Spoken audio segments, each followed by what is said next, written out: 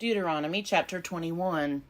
If, in the land that the Lord your God is giving you to possess, a body is found lying in open country, and it is not known who struck the person down, then your elders and your judges shall come out to measure the distances to the towns that are near the body.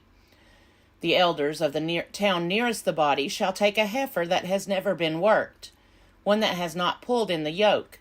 The elders of that town shall bring the heifer down to a wadi with running water, which is neither plowed nor sown, and shall break the heifer's neck there in the wadi. Then the priests, the sons of Levi, shall come forward, for the Lord your God has chosen them to minister to him and to pronounce blessings in the name of the Lord.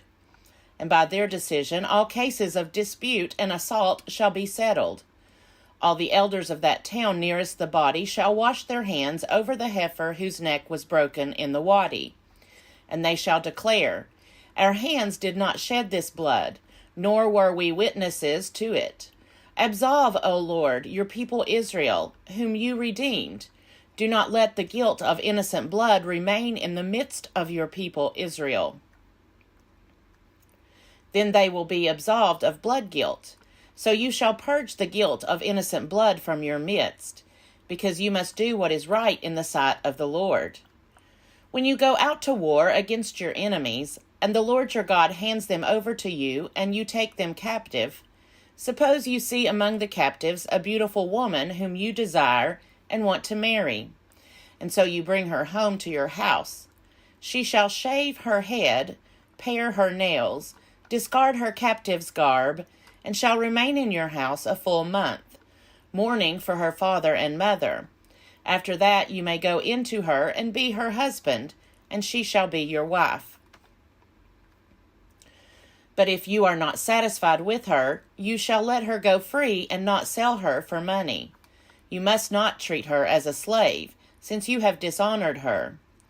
If a man has 2 wives, one of them loved and the other disliked, and if both the loved and the disliked have borne him sons, the firstborn being the son of the one who is disliked, then on the day when he wills his possessions to his sons, he is not permitted to treat the son of the loved as the firstborn in preference to the son of the disliked, who is the firstborn.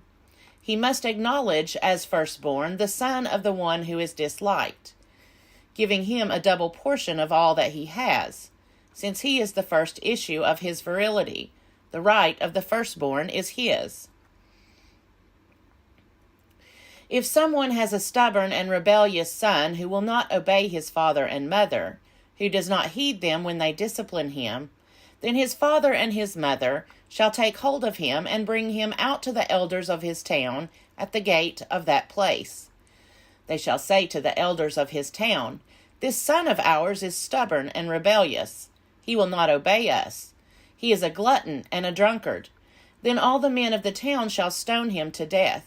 So you shall purge the evil from your midst, and all Israel will hear and be afraid. When someone is convicted of a crime punishable by death and is executed, and you hang him on a tree, his corpse must not remain all night upon the tree. You shall bury him that same day. For anyone hung on a tree is under God's curse. You must not defile the land that the Lord your God is giving you for possession. Deuteronomy chapter 22. You shall not watch your neighbor's ox or sheep straying away and ignore them. You shall take them back to their owner. If the owner does not reside near you, or you do not know who the owner is, you shall bring it to your own house, and it shall remain with you until the owner claims it. Then you shall return it. You shall do the same with a neighbor's donkey. You shall do the same with a neighbor's garment. And you shall do the same with anything else that your neighbor loses and you find. You may not withhold your help. You shall not see your neighbor's donkey or ox fallen on the road and ignore it. You shall help to lift it up.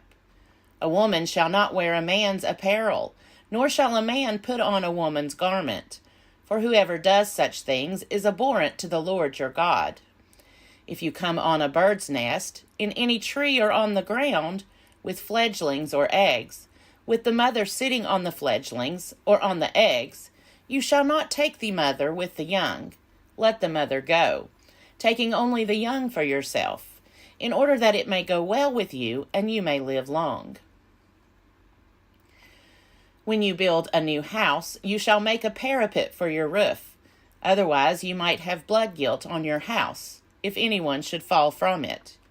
You shall not sow your vineyard with a second kind of seed, or the whole yield will have to be forfeited, both the crop that you have sown and the yield of the vineyard itself.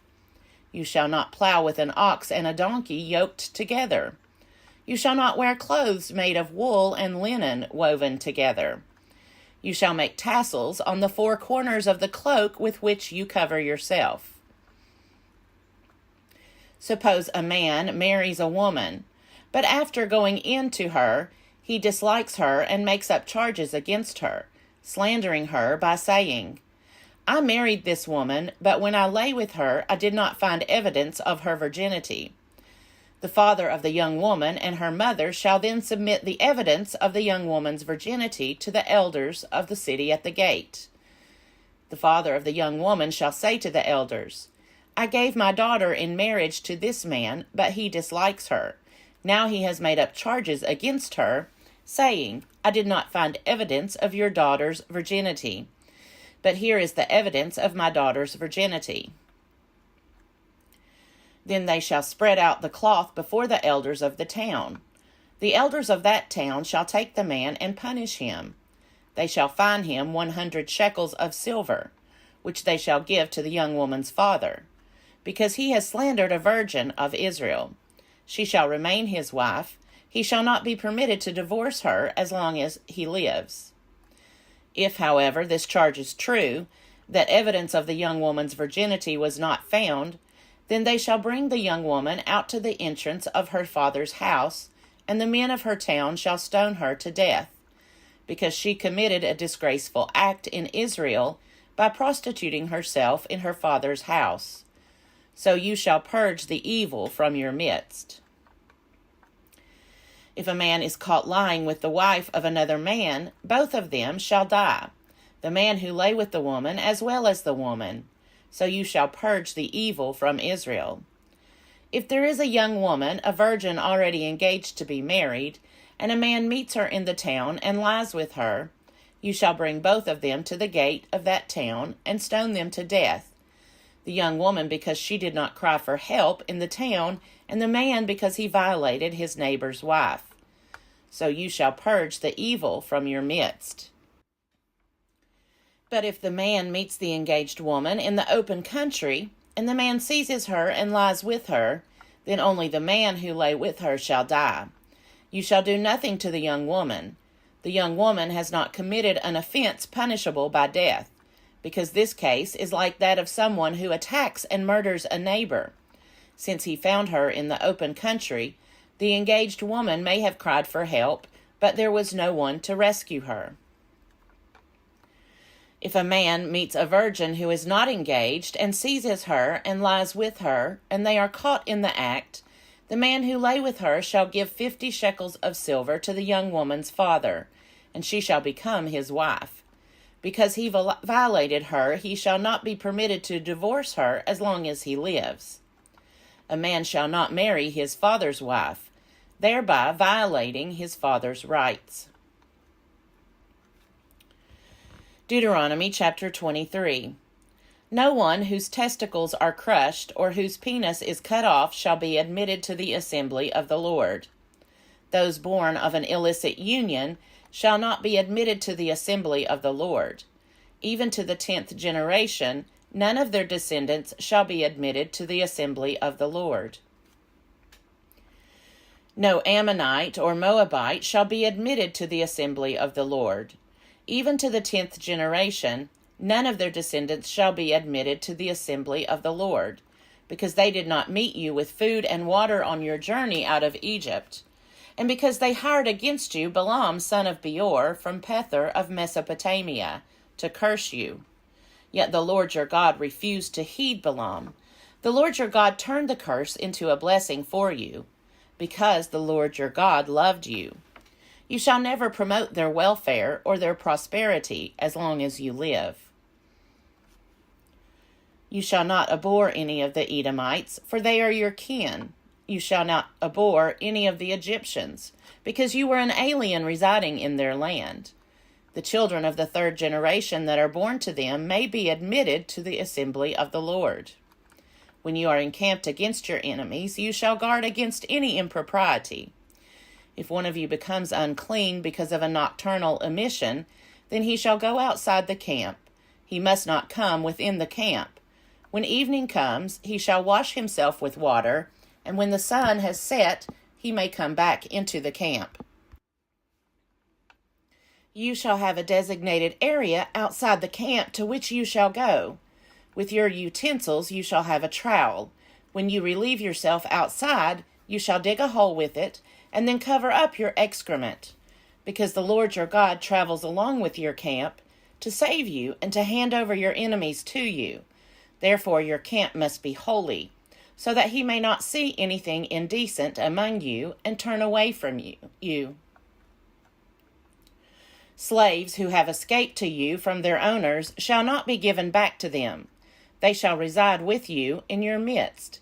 In any place they choose in any one of your towns, wherever they please, you shall not oppress them. None of the daughters of Israel shall be a temple prostitute.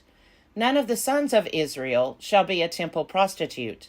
You shall not bring the fee of a prostitute or the wages of a male prostitute into the house of the Lord your God in payment for any vow, for both of these are abhorrent to the Lord your God. You shall not charge interest on loans to another Israelite, interest on money, interest on provisions, interest on anything that is lent. On loans to a foreigner you may charge interest, but on loans to another Israelite you may not charge interest, so that the Lord your God may bless you in all your undertakings in the land that you are about to enter and possess. If you make a vow to the Lord your God, do not postpone fulfilling it, for the Lord your God will surely require it of you, and you would incur guilt. But if you refrain from vowing, you will not incur guilt. Whatever your lips utter, you must diligently perform, just as you have freely vowed to the Lord your God with your own mouth. If you go into your neighbor's vineyard, you may eat your fill of grapes, as many as you wish, but you shall not put any in a container. If you go into your neighbor's standing grain, you may pluck the ears with your hand, but you shall not put a sickle to your neighbor's standing grain.